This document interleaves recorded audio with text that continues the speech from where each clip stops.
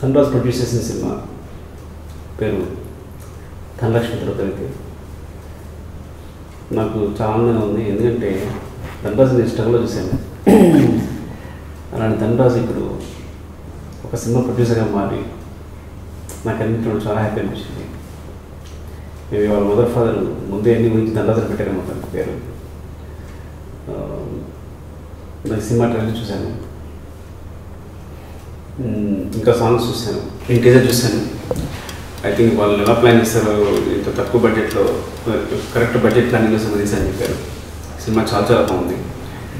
First of all ఏంటంటే, నేను ధనరాజ్ మీరు అందరికీ కమెడియన్గా తెలుసు, నాకు డైరెక్టర్గా ధనరాజ్ రైటర్గా అంటే అన్ని విభాగాల్లో తనకున్న ప్రావీణ్యం తెలుసు. ఎందుకంటే జగడం అప్పుడు నేను సీన్ తీస్తుంటే వీటి పక్కన చిన్న మొబైల్లో ధనరాజు వేణు కలిపి పక్కన మొబైల్లో ఆ సీన్ షూట్ చేసేసి నాకు కట్ చేసి చూపించేవారు.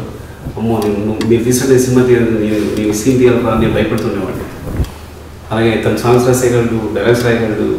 సో సినిమా సంబంధించి ఏ టెక్నికల్ అంటే ఏ స్ట్రైకర్ అయినా సరే తన ప్రావీణ్యం ఉన్నవాడు.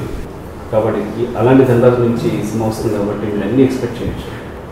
సో ఆ విషయం ఈ సినిమా పెద్ద సూపర్ కావాలని, సో ప్రొడ్యూసర్గా ధనరాజుని పెద్ద ప్రొడ్యూసర్ చేశారని, బోడంత ధనం వచ్చి పడిపోవాలని కోరుకుంటారు. ఈ సినిమా ఇక్కడ చేసినా సరే మీరు థియేటర్లో చూడండి. Kill Paris.